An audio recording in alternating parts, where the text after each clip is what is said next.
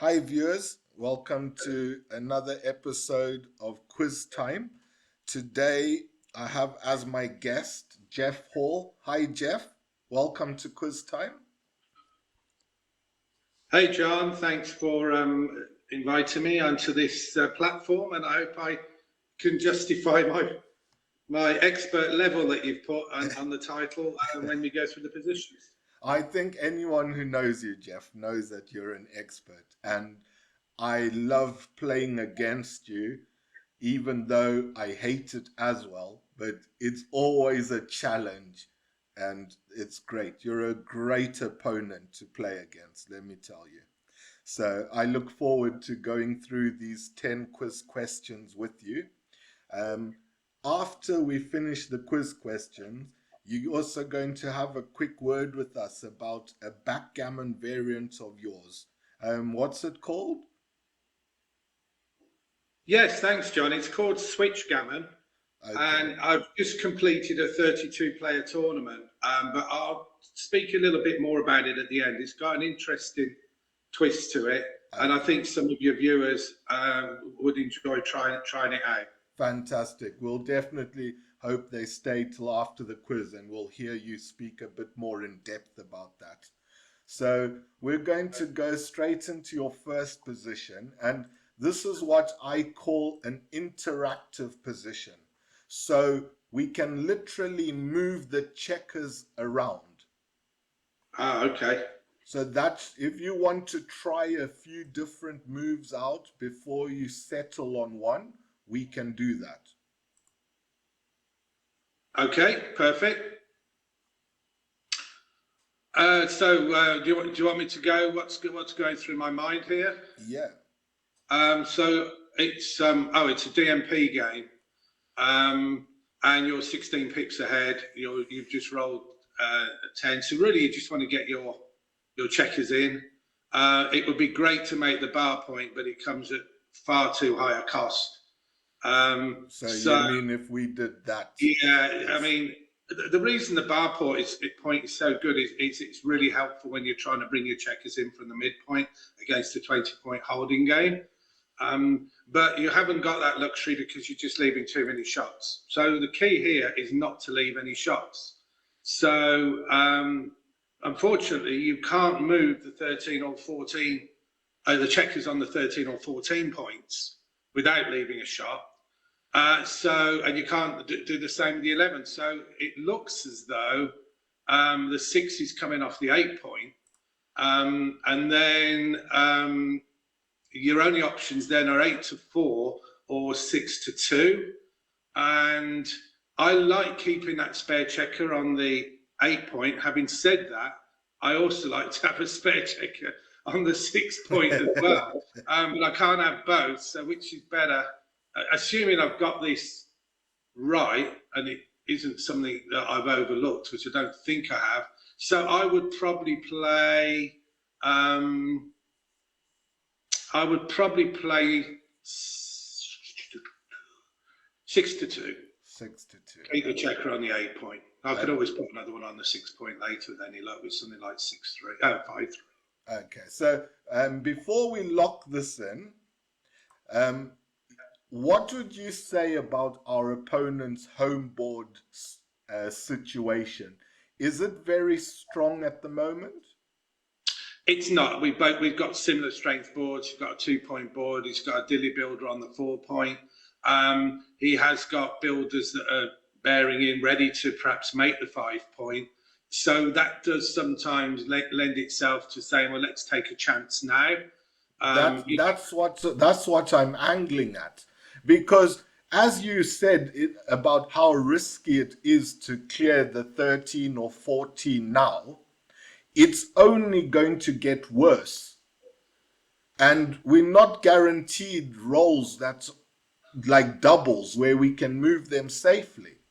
So, considering the board strength of the opponent as it is now, and our ability to go 14-8 and 14-10, so it's only a single shot at the cost of the opponent leaving their anchor as well.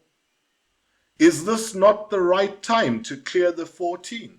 It's certainly a consideration, and if I've overlooked the position, then that would be the obvious shot leaving play, because not only it dupes rolls like 5-3, where your opponent could have made the 5 point, and like you say, at the moment the opponent isn't that strong. The thing is, at the DMP, you just don't really want to get hit unless you have to leave a shot. And I know what you're saying, John. Doubles, they don't grow on trees. Unless some of the online players like yourself think they, 6 of them come up in a row sometimes. But my gut feeling here is that I would not want to leave a shot unless I had to, because of the race lead.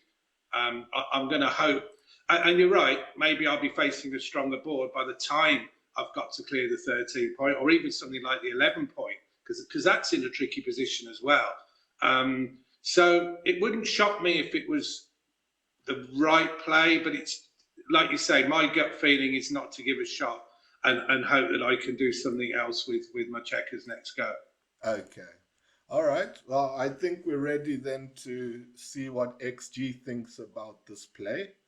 And I've got that on the screen here. So Okay. there we go. You got it right. XG likes to make the 2 point here. Okay, and it's interesting actually that clearing the 14 point is close, really. If you'd have said to me it was the right play, I'm sure you wouldn't have to alter much before that becomes the play, even at this score. So I'm pleased at that. Although I had a good chance of doing well on this one, because those are the 3 plays that I would have considered. Yes, yes, yeah. I hope they're all like this, John. I'll be okay then. I told you there's no need for you to panic. Okay, so I'm just going to load the next position up. Oh, Dithams. I forgot to share this XG screen. Oh, what a rookie error of mine. There we go. Okay, so unfortunately, the viewers were still looking at the interactive screen, not the static screen with the answer. But I've rectified that now. So there we go. They can see what the correct answer should have been. It's 8-2, 6-2. So I will now transition back to the interactive screen. And here we go. You've got a 4-4 to play. It looks like it's a similar game, or the same game, just further on. It does actually, and it looks like the 14 point was cleared, and the checker got hit by the looks of it. Again, looking at the race, once you've played double 4, you will be 5 pips ahead. So you're sort of keen to sort of get that back checker out if you can. However, let me just look. I was going to say making the 5 points really good, but then you clear your mid, which you don't really want to do. The 5 points always attractive to make, isn't it? Absolutely, but I don't want to lose the midpoint. Not with that and strand that back checker. So I think, and again, I'm working on my gut feeling here. I want to challenge the checkers. I've got an equal board, but I'm leaning towards challenging. But let me just see if I've got an alternate move. So look at all the moves I can do. I can make the 3 point from the 11 point. Okay, so that would be like this. So that strengthens my home board, and it doesn't put a lot of pressure on the point on the checkers on the 15. Red's checkers on the 15 point. Or if he rolls something like 3-2, he's probably going to just come down with 2 off the mid, and then have a decent structure to try and make the bar point or the 20 point. So that's the first option that I've looked at.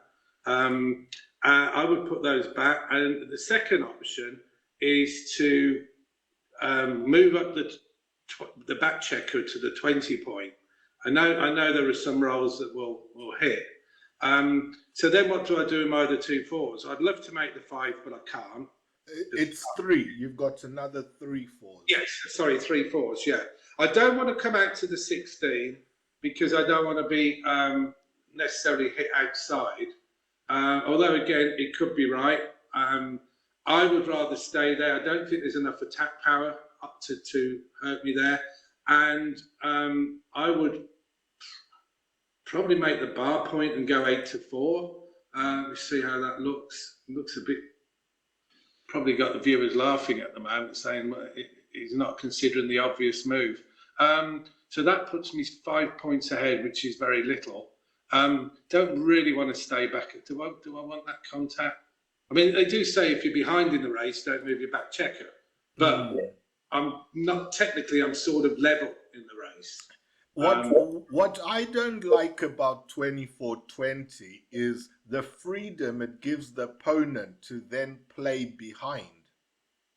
Well, yes, that's exactly why if I was behind in the race, I wouldn't consider that move. I'd keep it back on the 24 point. It's just that I'm 5 picks up and I'm applying a little bit of pressure rather than allowing red to bring down builders. I will be in direct range of something like a 3-2. Okay. And if he wants to hit with the 3-2, that's up to my opponent, I guess. Okay. So you're confident with 24-20. So where are we going to play the other three then? Yeah, I wouldn't say confident. I would say that's what I would do. Yeah, I mean, I'm just looking at the options. I'd love to make the 5, but I just don't want to strip the mid. So, I mean, that doesn't look great. You've got a dilly builder on the 4 now. You haven't made the 5 point. So if I do get hit with something like, 3-2, I have to come in with specific numbers then to hit and cover. I think I would have found this move much easier to do if I could have made the 5 points as well. But I don't feel, if we go back, the real alternative is to make the 5, come down, and then come down from. I think I'd have to come down from the 13, not to leave shots. Okay, but you don't want to lose connectivity. No, I don't. I don't want to leave that back checker stranded, and I don't mind leaving it on the 24 point if I was a long way behind. So my 2 options are just make the 3 point, or to go up to the 20 and make the 7 point and put a dilly builder, unfortunately, on the 4 point. Torn between that and I think those will be the top 2 plays, but I don't know. Do I make the 3 point now? Looking at it again, probably not. I'm just looking bad rolls for you. 6-5 is bad, whereas if I play to the 26-5 isn't bad. Yeah, this is probably okay. I'll probably go against my gut. Now I've thought about it for a while, and I'm not loading up XG or anything like that. Let me think. Do I want to just make the 3 point? I suppose the race isn't that. I'm not far enough ahead really after the roll. Okay. I'll make the 3 point. Okay. We got there. So you made the 3 point. So you were 100% right, Geoff. Yeah, I talked myself out of it. No, you talked yourself out. Yes, you did, didn't you? Yeah, I made the 3 point in the end. I kept wavering, and I just thought I want to get on with the, yeah.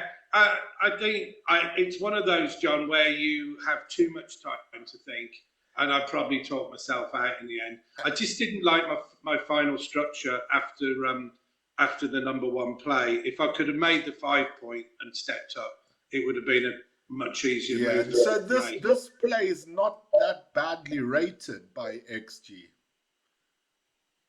No, I know. I'm annoyed now that I've changed though. When you look at the top 2 plays, they both involve moving up to the 20 point. And so that tends to be a key that's the Well, actually, the 6 of the top plays all involve 24-20. Yeah. So that's the sort of a key it just puts pressure on those checkers in Red's outfield. So, okay. So it stops him being able to clear his 12 easily. I think what I did, I very quickly snapshotted a few bad rolls that red could make if I didn't move up. Things like 6-5, and what I should have done is considered a wider spectrum of rolls and just said, on the whole, like the 3-2, for example, and stuck to my guns. But I'm happy that I sort of analysed it quite well, even though I changed my mind. Yes, 100%. Okay, so we move on to the next position now. And it's another checker play position. It looks like it's the same game still. It is, yeah, it looks like it, yeah. And we've got a 3-2 to play now. I mean, on paper, this looks quite obvious. Well, I think the 3 does. And I mean, really, you haven't got a lot. You've either got a race efficiency, which is to move 2 in off the 8 point and keep your checker at the back, or you can move up to the 22 point. So those seem to be the 2 obvious plays. There doesn't seem to be anything else. So now I'm going to get my coin out and flip. No, I have to come out with a reason. So what?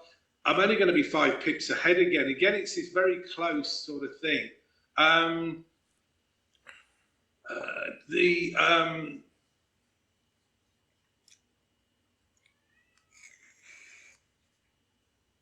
So, am I going to put pressure on any of those points? You've got a loaded 17 and 21 point. You've got a stripped 6 point. And red structure isn't particularly good for making points. They'd like to unload those heavy stacks. So 5-1, for example, would be quite a good roll for red.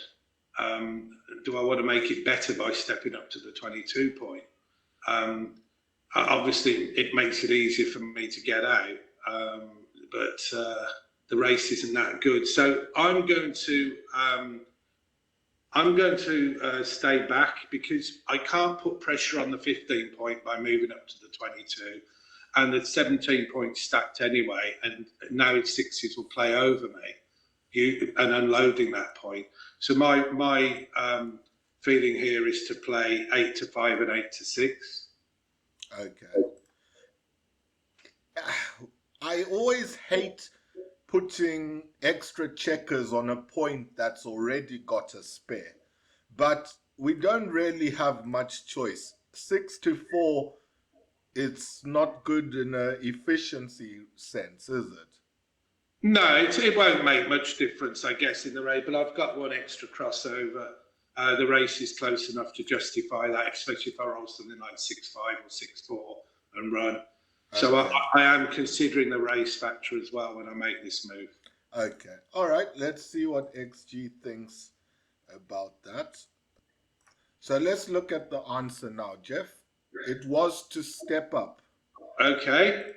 That was the play that XG liked, and closely followed by the other 2 variants.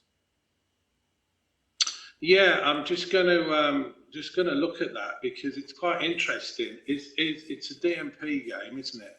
Yes. So by not stepping up, you actually lose more games, not that it matters as well, and more gammons as well, which I find a little bit... ever so slightly. So the gammons you lose by playing 2 off the 8 are only 0.4 more. You actually win 1% more gammon. So it's less... It's more of a match score play than a DMP play. It's interesting. I mean, it could be, like you say, the DMP factor, which is to race if you can. You don't care about getting gammoned. Well, you don't like it, but it's not, which does suggest moving up in that sense. But I just felt that those stacks, I didn't think I was pressurizing those stacks enough to justify moving up. And I didn't think I was far enough ahead in the race. Maybe if I'd have been 9 or 10 pips ahead up, then I would be stepping up. Yes. But again, I'm quite happy with, you know, at the moment you set me ones that I can't blunder on. I've just got to get my coin flipping in a better position. That's right. But yeah, okay, it's an interesting one. That why you lose more gammons by staying back than you do by stepping up, which is interesting. There. So this is our fourth position and our last interactive one. Okay. So we've got 6-3 to play here. I think it's the same game. Okay. Again, I've got to switch on my DMP head, which may not be as strong as some. You know, I'm only interested in winning the game here. So, because initially I was going to be quite aggressive and bring 2 down, because that will really increase my gammon potential. But I'm thinking at this score, where I just need a point, will I do that? And I mean, obviously, I don't want you to come in on the 1 point. I mean, again, I just want to win the game as easily as I can. So at DMP, I keep thinking there's going to be a catch here because, I mean, my gut feeling again, which could be wrong, is to play to the 18 and play down to the 10 point. I think that will win me the most games, I think, but then I don't get to cover the 1 point if you miss very easily. Yeah. So that's the downside with that. But what another nice thing about this play is the duplication of ones. It is, except that the duplication is so strong that the double one would be an absolute killer. Because not only does it hit, it makes the 5 point and it puts 2 on the bar. So it basically ends my match winning chances within reason. Okay, it is only double one, but some duplications, when they're that powerful, you actually try and avoid because it's so powerful. Okay. So if I go back, what's my alternative? My alternative is to I don't particularly like is to run around from the 18 point. Again, that doesn't really accomplish any direct covering on the 1 point. If I want to have a direct cover, then the other alternative is to clear the 13, and that gives me coverage on the 1, to cover the 1 point next go with any 6 or 9. But those 6s are also valuable to get off the 24. So you're now duplicating your own dice. You are to a degree. Yeah, I agree. I mean, I don't want to play into the 4th point. I mean, you could play 13 to 4 because that doesn't involve any duplication. That gives you 4s to hit, 6s to come out, and 3s to cover. I think at DMP, and I may be falling for this one, and I know that your GMs who have probably studied these sort of things are going to beat me hands down on this type of thing. But at DMP, my feeling is to come out to the 18 and play 13 to 10 and hope for the non-absolute joker. Okay, all right. Let's see then what XG thinks of this position.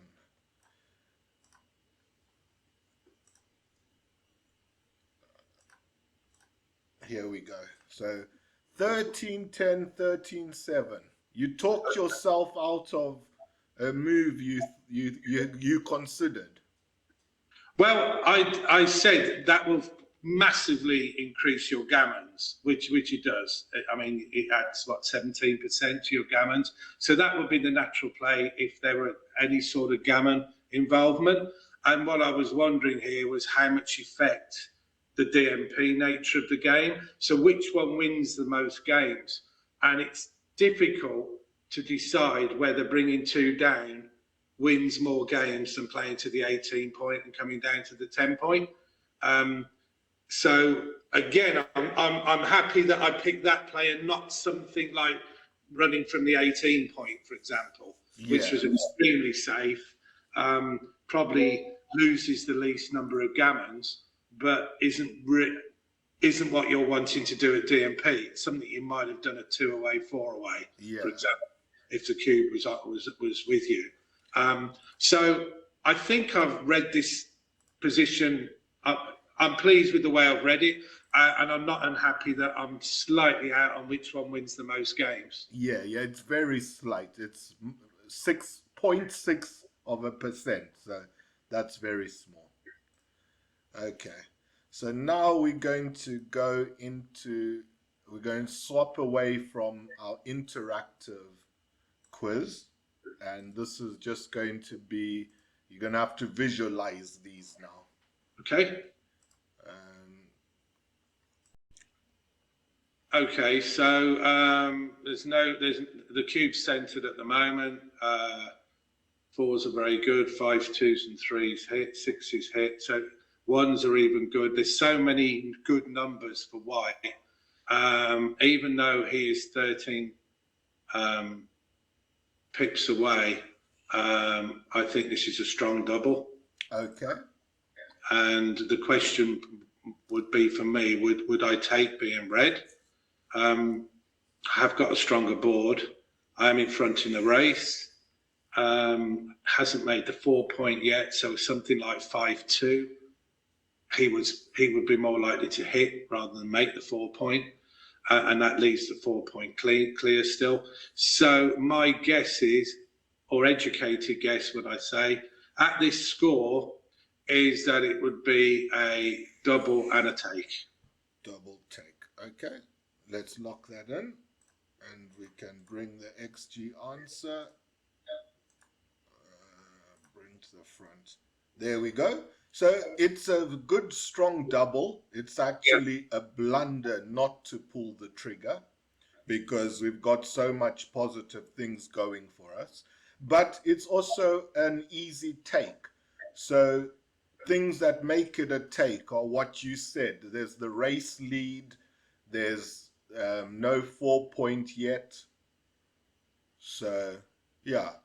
And also, white can't open hit you, with something like a 6-1, because you've got a 3 point board at the end of the day. You have got a stronger board, so he's going to be a little bit cautious. He might be forced to hit you with open hit, but it devalues that part because you've got some strength on your board as well. Yeah. And you've probably got quite a few combinations where you could hit and cover that 2 point because so many numbers do that. 6, 4, 3, 1. Yes. Yeah. Okay, good. Well done. I told you it's easy. No, the first one. I'm getting nervous now on to cube decisions because normally my big blunders come from cube decisions, but not normally it's sensitive scores as well. So we'll see. We'll see how we get on. So this one's a checker play, but it's not interactive. Okay, so this is an early, so red's opened with 6-3 and you've rolled double 2. Yeah. So the normal standard play response with double 2 is to make the 4 and the 11.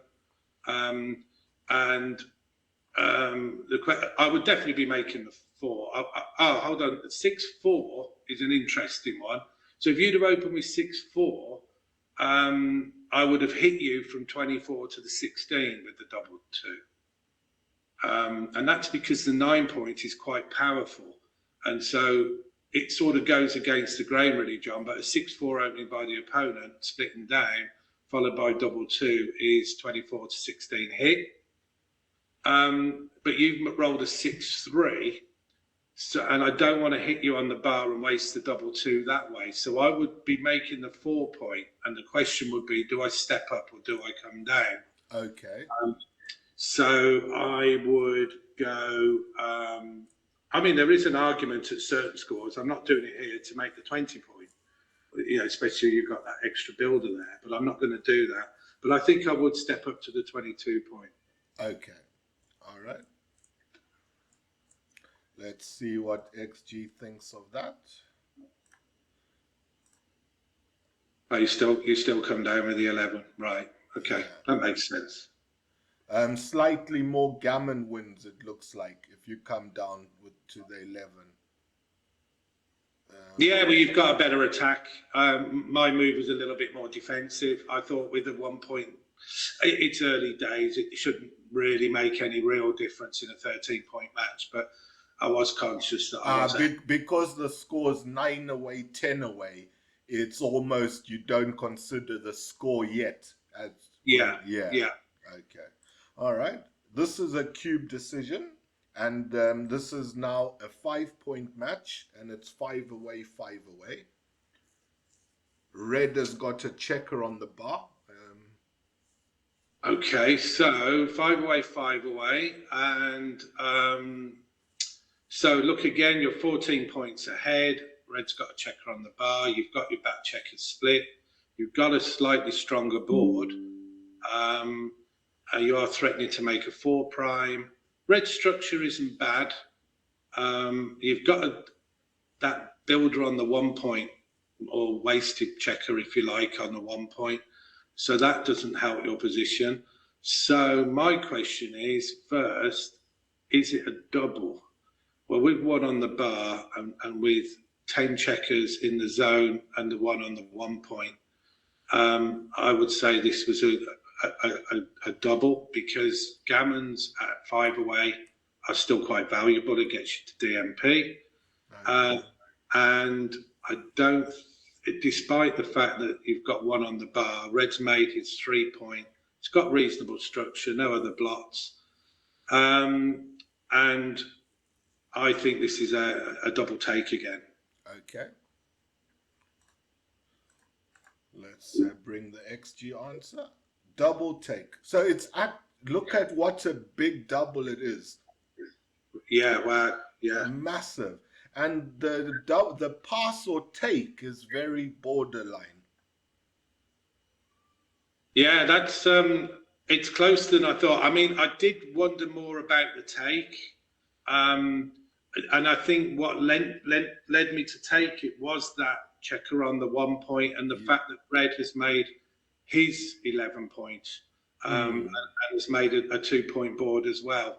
I think, this is a good one. But it's a massive, when some players come to me and say, I had a player ring me today, he'll know who it is, I won't say anything. But, his PR got hurt because he made some cube errors. And this is a very good example, John, at how your PR will shoot through the roof if you don't double in this position, because it's so volatile with high gammon potential. I would lean towards a pass myself, because if white attacks us on the 2 point and makes another point and puts another checker in the bar and we could really be behind the 8 ball, and our defense is fairly porous. So I probably would lean to a double pass myself. If I was Red, I probably would just give this one up and just take a 1 point loss. And I think there are some top players who would do that, even if they thought it was a borderline take. Victor Askenazi is an extremely strong match player, and I've seen him recently actually pass cubes that he knew were small takes for exactly the reason you said. Do you want to be 1 away, 5, or 5 away, 1 away? Even though you think you were slightly right. And it is a very... Look at the gammons for white. When it goes well for white, the gammons are really high. So, if it goes well for white, the opposite is it's going very badly for red. So you could be at Crawford game because you've taken a borderline take cube. Yeah, and also I said about that blot on the 1 point, but there is a saying that the blot is the half that start to making a point, and rolls like 3-1 and 4-1. 4-1. I mean, 4-1's great anyway, but rather than, if you're going to attack, you can make the points in any order, so you wouldn't make the 4 point necessarily. You would hit and put 2 on the bar and make the 1 point with the 4-1. So that builder, I call it a builder, but I mean that block technically is a sort of a semi-builder in the sense that any one rolled is going to be useful to hit and make that 1 point and add an extra point to your board. The 2-point home board could soon turn into a 4-point home board. Yeah, absolutely. There was another factor that I did consider, and that is that 5 away, 5 away. Gammons are valuable to my opponent. I think if the score was 1-1, then, and I don't know what it is, I'd have to put it in XG. I would, because the Gammons lose me the match. It's probably a pass then.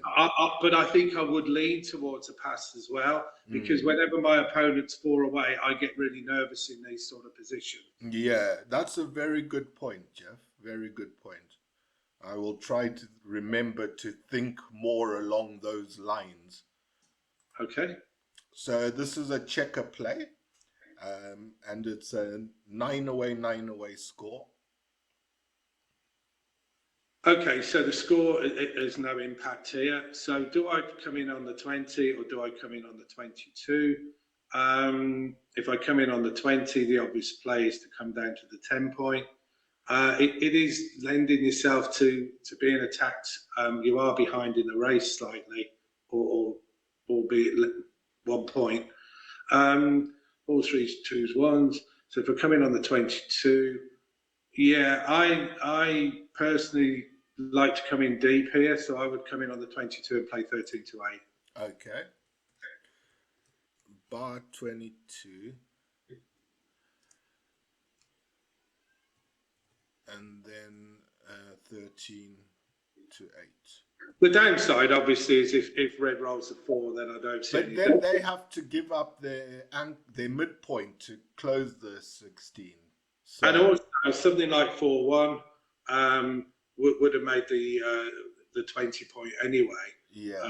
So you'd rather not be there when you get hit there if they make it. Yeah. Okay, let's see what XG thinks. There we go. Well done. It's quite substantially different. Okay, and so yeah, you got it bang on. Okay, I'm pleased with that one. Can we finish here then? I only think there's 2 more to go. You're fine. Thanks. Cube one this time, and it's 6 away, 7 away. Okay, so you're 6 away, okay, and you are 5 behind.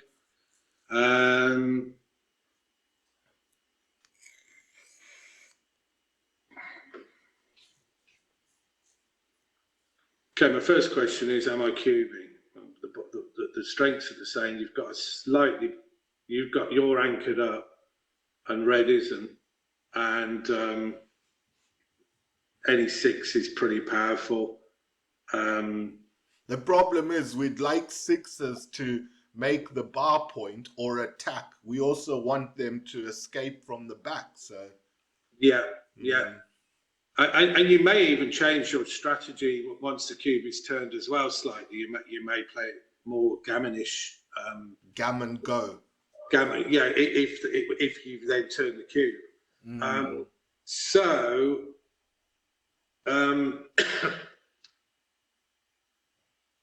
You've got a little bit more timing. I know you're actually behind in the race, but that's quite good because it does allow you've got that extra checker on the midpoint that does allow you to move before red has to start, breaking it in. So I'm leaning again. Is this a double? I think you've got too many market losers. 6 is very strong. Let's say you roll something like 3-1. You can still at least make the bar point. So even 1s are okay. And that puts you in a very strong position. Is it enough for red to pass? I think red has got just enough mileage to keep in this game. He's got a 4-point board. The race is close. If he can anchor up or hit even, like if you roll something like I'm trying to think of it, 6-4 or something. Are you going to hit on the 2 point, or are you going to make the bar point? And even something like 2-1 or 3-1, where you make the bar, that does give certain indirect shots, and you still have to take those back checkers out of play, out from the 22 point. So I'm leaning on this being a double, and if red passes, then you are 5 away, which isn't as bad as being 4 away. So do I want to take this? I'm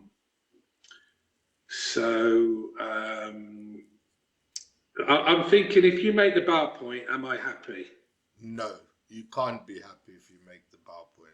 But technically, you haven't made the bar point yet. So that's the other thing. Like something like 4-3 is a pretty rotten roll, and now I would be happy within reason.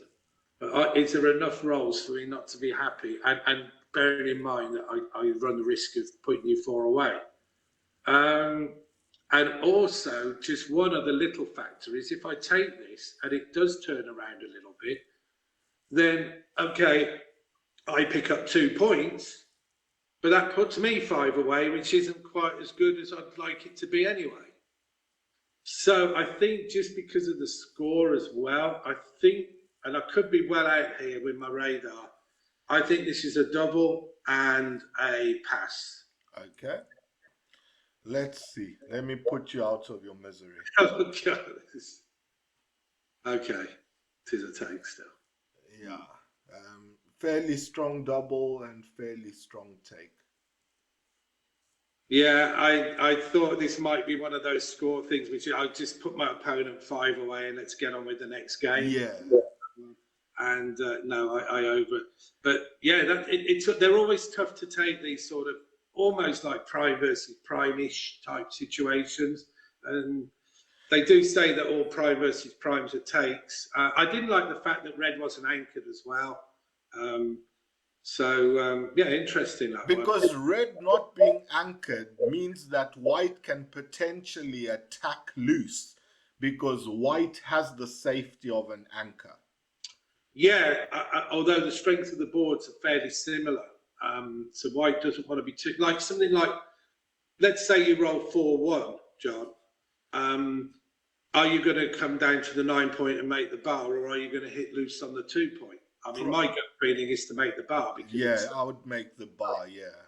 So there's quite a few rolls. Obviously 6-5, it duplicates, because you can either make the 2 point, which is great for gammons, or you can make a 6 point prime. You'd probably make the 6 point prime to encourage your opponent to crunch.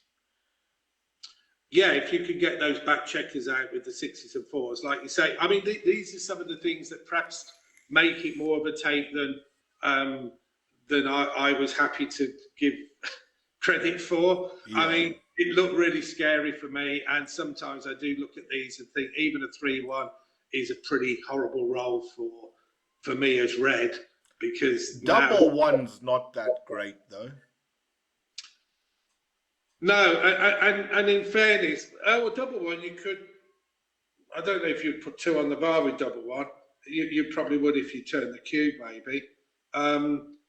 The thing is that if red rolls a 1, he's got a 2 point anchor. It's not the best anchor to have, but with white still having to clear the 22 point, it means he's got enough game to win plenty of games, and that's why his win rate is pretty high. Yeah.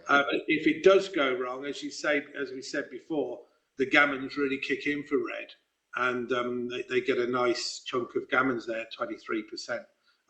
So yeah, that was a good one, because that's a tough one. Because we're actually cubing as an underdog. White is only winning 31.5%. Wow. That doesn't make sense. No, that can't be right. Surely not. Do you think got this the right way? I mean, let's be honest, John. Anybody who can win 31% of games and 8% gammons isn't probably going to be doubling. So maybe you've got it on red. Maybe, yeah, maybe there's a mistake. So Okay. the question is, should red be doubling? All right. Oops. Okay, that would have been an interesting one. But when we finish this, No, but look at where the dice are. That the dice being there signifies that it's white's turn. So maybe I've added the wrong XG answer to the position. Maybe.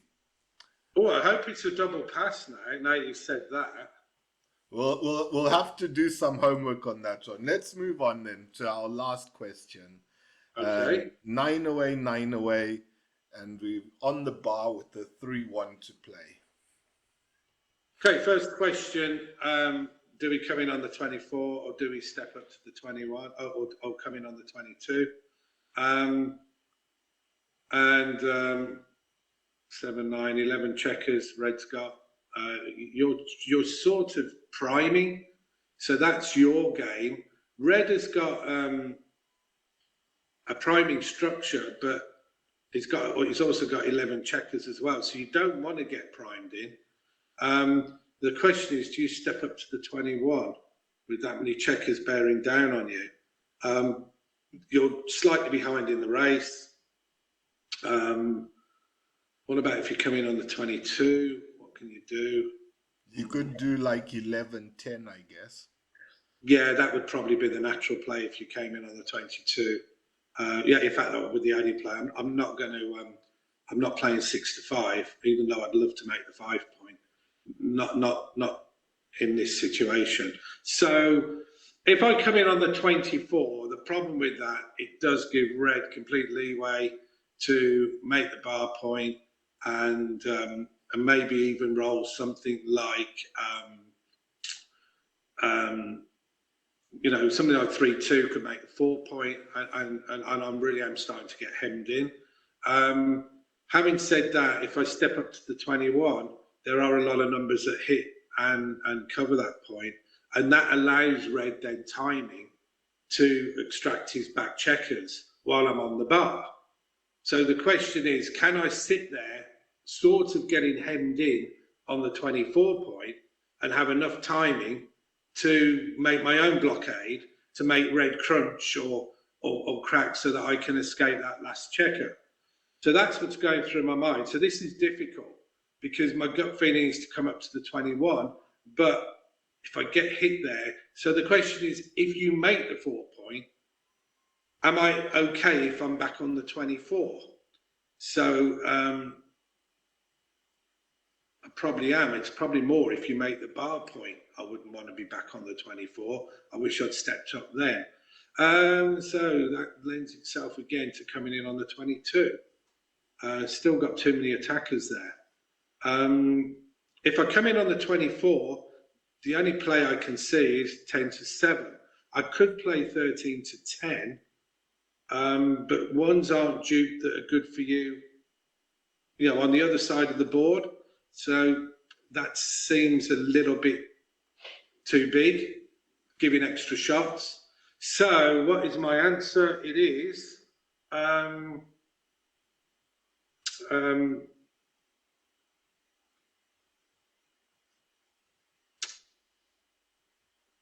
I think my answer is I'm going to come up to the 21 point, but this could be well off here with that many checkers in the zone.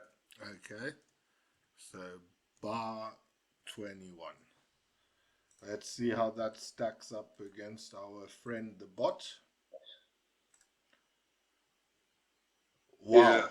No, maybe I've, I had a glitch there. Yeah. But can you see that green tick there? It shows that that's the move I played. Well, that makes me feel even worse. No, I mean, yeah, I guess, there's so many checkers in the zone. It's yeah, it was a set. I mean, this is what I do. I play a match where I play 90% of my moves pretty well, and then I hit my brain just goes to pieces. So yeah, This is like a 400% whopper. Yeah, the bar 22, 11 to 10 sort of tempted me. And then I thought, well, there's just as many builders bearing down on the 22 point. So why not just step up to the 21? And that would have been okay. And also bar 24, 13 to 10. That sort of cross, and I crossed those off for the same reasons that I should have crossed off coming up to the 21 point, which is it's too big. So my takeaway when I revised this position was we have got no home board structure or strength. So until we start building some assets, we need to be very tentative. And that's why we stay back on the 24 and we play 10 to 7 because it's a safe play. We can't afford to be too brazen when we've got nothing backing us up. Yeah, that's a good point. And also, like I said, Reddy's sort of got a priming structure, but going against that now in hindsight, he's made the 2 point, which suggests more of an attacking More structure. of a blitz. And More, because we don't have that defense I've just mentioned, yes. it means that he's got more freedom to follow a blitz approach. So that was a complete blip. I mean, maybe if and I'm not making excuses, if I'd have, again, I just need to sometimes look at other factors, like, for example, the 2 points being made, the fact that there's 9 checkers, disregarding the 2 point, there's 9 checkers already and 11 in the zone, which is a pretty strong attack. My only concern, like you say, was if I stayed on the 24 and my opponent makes the bar point, I'm getting myself primed, but then that might be the time then to step up to the 21 and 22 once those checkers have, once you're forced to, once you're being primed. And maybe even in the meantime, you're making your own priming structure. Yes. And blocking Reds back 2 checkers. So I'm disappointed with myself, but I'd like to say I did that intentionally so we could talk about it, but unfortunately I didn't. I didn't look at the obvious factors there. But that's why these sorts of positions are beneficial to go over and then learn from them. Yeah, and it just makes so much sense, really. I don't really want to be giving Red the impetus of pointing on me, and then that allows Red time then to take his back checkers and evacuate them. And we don't have flexibility. So if we're attacked, there's numbers that we can enter with that mean we have to then leave other further shots. Yeah. It was a poor decision by me, and this is one where I'll do this in a match, and this is my only disappointment, and this is what hurts my PR. I'll have the odd blip, and I don't really know why, because the common sense factor is 11 checkers in the zone, the 2 points being made, it's suggesting a blitz attack. We haven't got any home board. We're playing a priming game, and so to me it was bar 24, 13 to 10, or bar 24, 10 to 7, because I even said 13 to 10 was too big.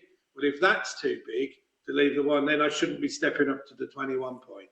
So I sort of just completely mismatched that and had a bit of a brain breakdown. Okay. But I'm happy with the questions on the whole, apart from that last one. But it happens, Yeah. I told you it's a fairly easy quiz. You got 95% of them pretty spot on.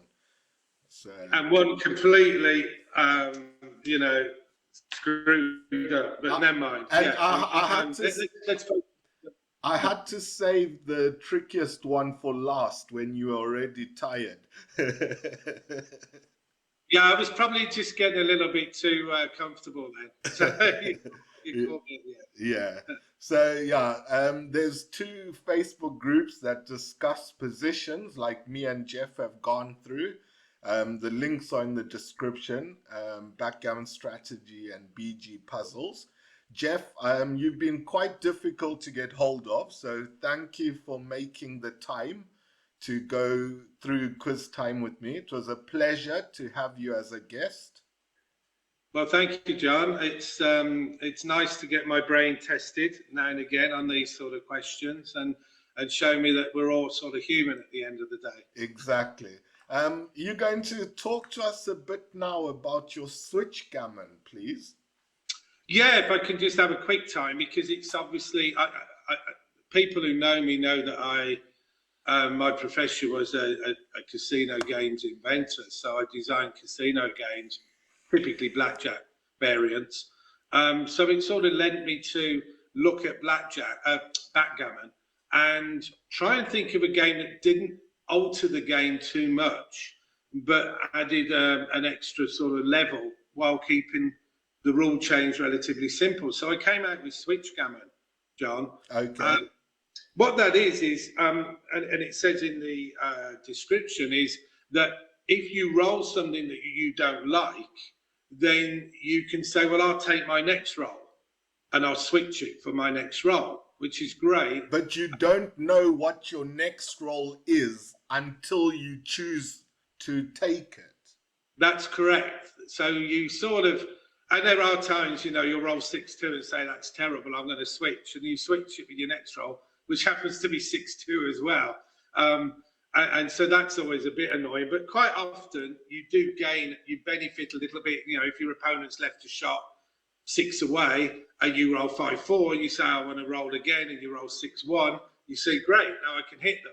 So it's got an obvious benefit that way. But the disadvantage, and this is why I like it, is your opponent knows that next roll you're going to be playing 5-4. Okay, so if you switch out your roll for the following roll, then you are forced to play that roll next.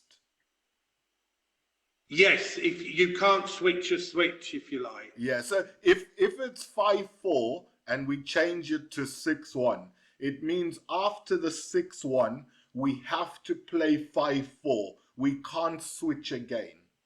That's correct. That's right. You can't then switch that 5-4, if you like, keep it on hold.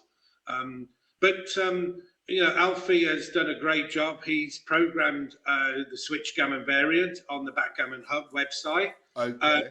So what's the switch ladder about then?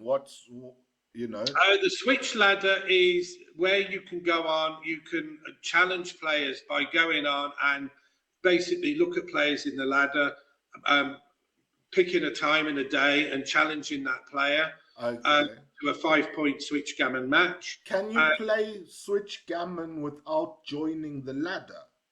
You can go on and you can have, on the homepage it says challenge a friend or challenge some, you could email an opponent to challenge them. Slightly different setup on the hub, but you can have instant play where you can see a player, you can challenge them to a regular game of backgammon or switchgammon, and you can also pick the number of points that you play that match up. So there is that availability, and there's a lot of players that are on the ladder, and a few that are regularly playing regularly. Has there just been the final of a tournament? Yeah, well, I mean, it was a 32-player triple elimination tournament. We got down to the last 3 players on Sunday, which was Reese Hodges, Gaz Owen, and Ian Davidson. And then Reese and Gaz had to play a match to see who got to the final to play Ian.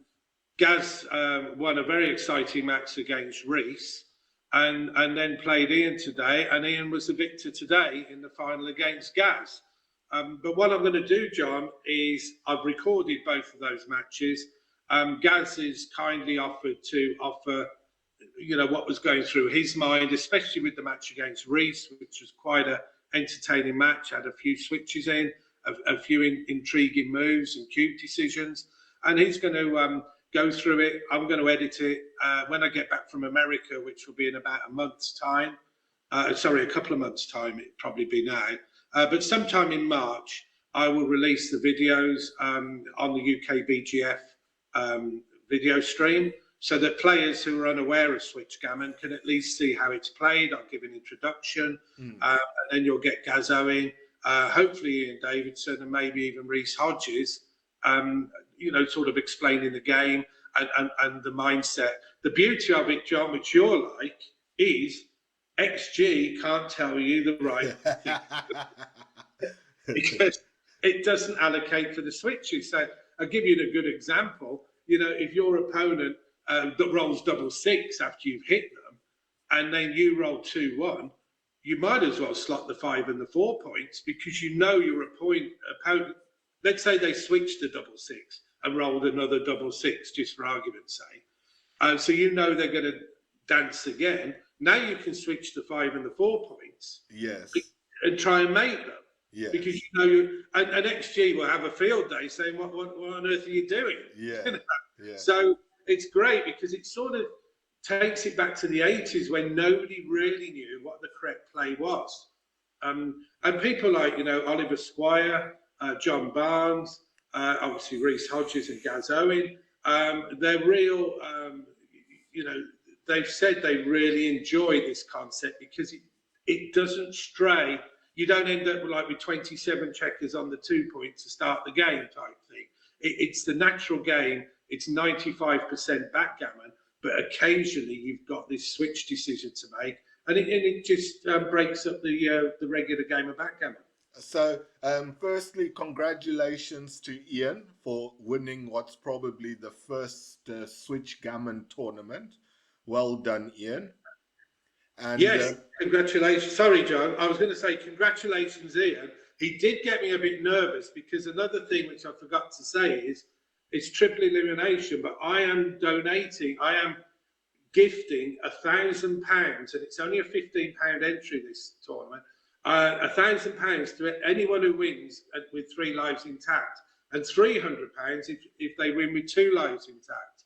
And Ian had 3 lives left, and he had about 4 matches left to play, but he lost 2 out of his last 3 matches. So my bank manager sort of relaxed a little bit. So that's still maybe on the table for my next triple elimination switch. Wow, that's a very generous offer from you. I've got another question, Geoff. Because there's slightly more decisions to make, is the timing allocated per point in switch gammon, is that still the same as normal backgammon? No, that's a good question, because I set up the tournament as I intended it to be 2 minutes and 15 seconds. And I even considered 3 minutes and 15 seconds. They were only 7-point matches.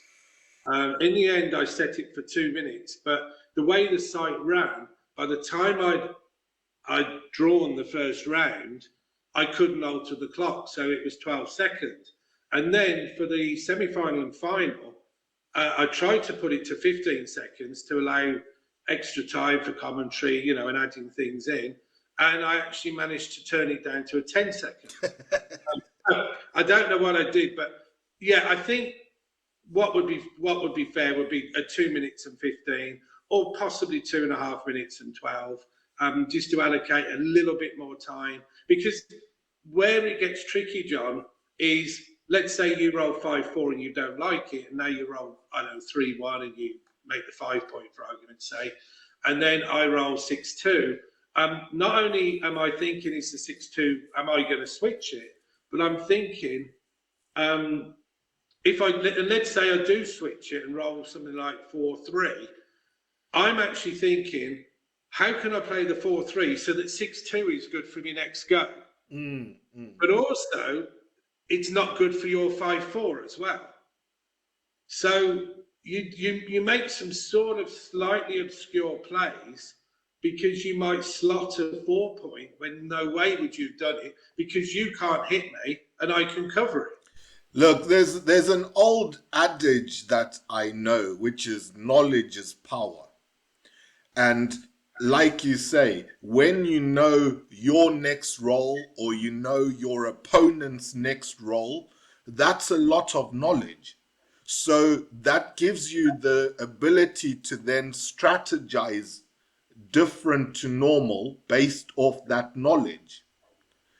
And I've played a couple of switchgammon games, and I tell you, my brain is frazzled afterwards because there's so much permutations and calculations you're going through constantly.